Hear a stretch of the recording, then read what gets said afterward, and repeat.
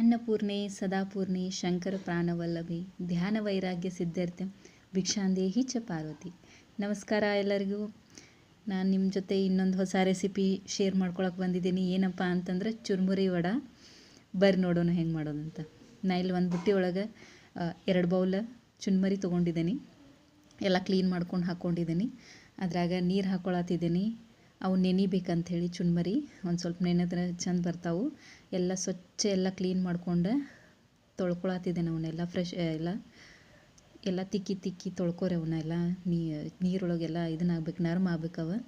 ಆದಮೇಲೆ ನಾ ಎಲ್ಲ ಒಂಚೂರು ನೀರು ಉಳಿಲ್ದಂಗೆ ಎಲ್ಲ ಹಿಂಡ್ಕೊಂಡು ತಕ್ಕೊಂಡಿದ್ದೀನಿ ಚುರುಮುರಿ.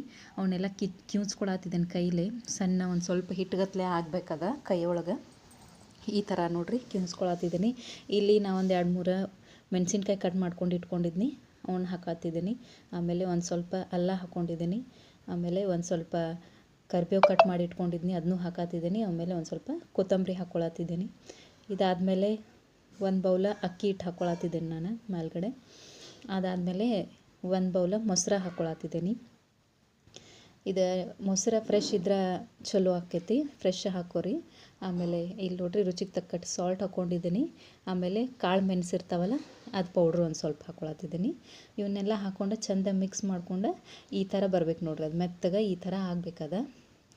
ಈ ಥರ ಒಂದು ಹಿಟ್ಟು ತಯಾರು ಮಾಡ್ಕೊಂಡು ಆಮೇಲೆ ಸ್ವಲ್ಪ ಕೈ ಒಳಗೆ ಎಣ್ಣೆ ಹಾಕ್ಕೊಂಡು ಒಂದು ಸ್ವಲ್ಪ ಹಿಟ್ಟು ತೊಗೊಂಡು ಅದನ್ನು ಕೈಯೊಳಗೆ ಅದನ್ನು ತಿಕ್ಕಿ ಈ ಥರ ನೋಡ್ರಿ ರೌಂಡ್ ಮಾಡ್ಕೊಂಡು ನಡು ಒಂದು ಹೋಲ್ ಮಾಡತ್ತಿದ್ದೇನೆ ನಾನು ವಡೆ ಹಾಕ್ತಿದ್ಲೆ.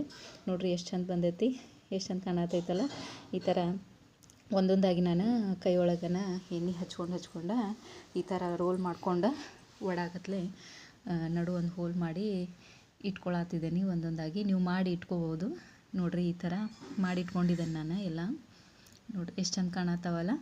ಇವನ್ನ ಎಲ್ಲ ಮಾಡಿಟ್ಕೊಂಡು ಒಂದ್ರೊಳಗೆ ನಾ ಎಣ್ಣೆ ಕಾಯಕ್ಕೆ ಇಟ್ಟಿದ್ನಿ ಲೋ ಫ್ಲೇಮ್ ಒಳಗೆ. ಈಗ ಒಂದೊಂದಾಗಿ ಎಣ್ಣೆ ಒಳಗೆ ಫ್ರೈ ಮಾಡೋಕ್ಕೆ ಬಿಡಾತಿದ್ದೀನಿ. ನೋಡಿರಿ ಎಷ್ಟು ಚಂದ ಬಂದಾವು, ಎಷ್ಟು ಚಂದ ಕಾಣತ್ತಾವಲ್ಲ. ಕಲರ್ನು ಎಷ್ಟು ಚಂದ ಬಂದಾವು, ಭಾಳ ಕ್ರಿಸ್ಪಿ ಆಗ್ತಾವು. ಒಂದಿಟ್ಟು ಇದನ್ನಾಗಲ್ಲ, ಲೋ ಫ್ಲೇಮ್ ಒಳಗೆ ಕರೀರಿ, ಫ್ರೈ ಮಾಡಿರಿ, ಭಾಳ ಚಂದ ಕ್ರಿಸ್ಪಿಯಾಗಿ ಬರ್ತಾವೆ ಹೊರಗಡೆ. ನೋಡಿರಿ ಈಗ ನಾನು ನಿಮಗೆ ಮುರಿದು ತೋರಿಸ್ತೀನಿ ಯಾವ ಥರ ಆಗಿದಾವೆ ಅಂಥೇಳಿ. ನೋಡಿರಿ ಎಷ್ಟು ಚಂದ ಆಗಿದಾವಲ್ಲ. ಒಳಗೆ ಒಂದು ಇಟು ಹಸಿ ಉಳ್ದಿಲ್ಲ, ಏನೂ ಇಲ್ಲ, ಭಾಳ ಚಂದ ಬರ್ತಾವೆ. ಮತ್ತು ಇಷ್ಟು ಟೇಸ್ಟರ ಇಷ್ಟು ಭಾರಿ ಅಂದ್ರೆ ಭಾರಿ ಟೇಸ್ಟ್ ಹತ್ತೈತಿ. ನೀವು ಇದನ್ನು ಸಾಸ್ ಜೊತೆನೂ ತಿನ್ಬೋದು, ಇಲ್ಲ ಚಟ್ನಿ ಜೊತೆನೂ ತಿನ್ಬೋದು. ಚುರುಮುರಿ ವೇಸ್ಟ್ ಯಾಕೆ ಮಾಡೋದಪ್ಪ, ನರ್ಮ್ ಆಗಿರ್ತಾವೆ ಅಂದಮೇಲೆ ಬರೀ ಸೂಸ್ಲಾ ಮಾಡ್ಕೊಂಡು ಏನು ತಿನ್ನೋದಪ್ಪ ಅಂಥೇಳಿ ನಾನು ಇದೊಂದು ರೆಸಿಪಿ ನಿಮ್ಮ ಜೊತೆ ಶೇರ್ ಮಾಡ್ಕೊಂಡಿದ್ದೀನಿ. ನೀವು ಮಾಡಿ ನೋಡಿರಿ, ನನಗೆ ಕಮೆಂಟ್ ಮಾಡಿ ಹೇಳ್ರಿ ಹೆಂಗಾಗೈತೆ ಅಂಥೇಳಿ. ನಿಮಗೆ ನನ್ನ ಈ ವಿಡಿಯೋ ಇಷ್ಟ ಆಯ್ತಂದ್ರೆ ಲೈಕ್ ಮಾಡಿರಿ, ಶೇರ್ ಮಾಡಿರಿ, ಕಮೆಂಟ್ ಮಾಡಿರಿ, ಸಬ್ಸ್ಕ್ರೈಬ್ ಮಾಡೋದನ್ನು ಮರಿಬೇಡ್ರಿ. ನಾನು ನಿಮಗೆ ಸಿಗ್ತೀನಿ ನೆಕ್ಸ್ಟ್ ರೆಸಿಪಿ ಜೊತೆ. ಬಾಯ್.